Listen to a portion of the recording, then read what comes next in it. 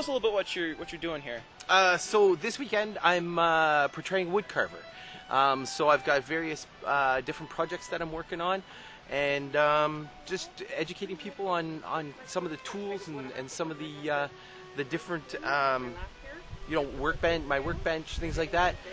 So today or this morning it's a paddle or a short, shallow spoon. So working on that, giving it a carve away. Yesterday I worked on a paddle, and just doing some wood carving. Awesome. What's that little metal tool you got there?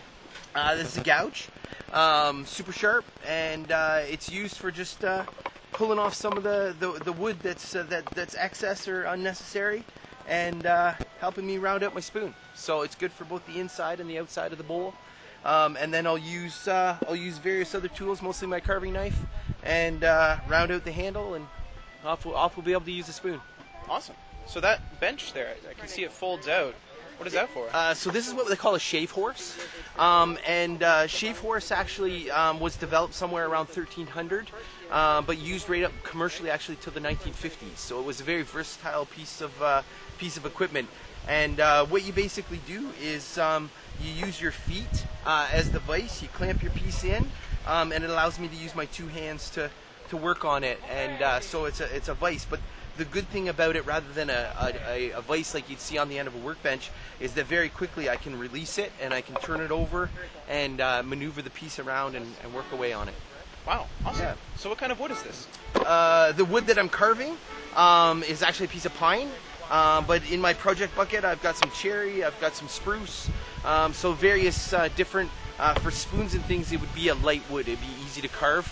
And a lot of that wood, it doesn't scorch as quickly, things like that. So when I'm using the cast iron, it can hold up with just a bare minimum of finish. So super easy to carve and good to work with.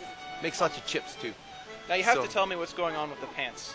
Tell us a little bit about your outfit. So my outfit, I'm wearing a pair of breeches. They're black breeches with my socks, and then I've got my leather apron over top just to protect myself from chips and from, if my tool gets away from me, I've got a piece of leather in front of me to kind of stop that.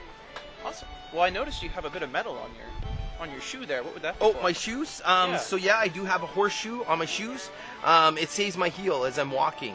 It does have a bit of a horseshoe there to kind of protect the leather, and it sounds cool too when you're walking. If you get on some gravel or some pavement, does it sound a bit like a horse? Awesome. Yeah. So what side of the war are you on? With the good guys or the bad guys? I'm actually in our general portrayal. I portray a sailor. Would have been a British sailor.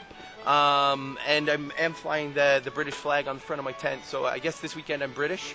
But our group has been known to turn coat and switch sides occasionally, depending on how the battle lines need to even up.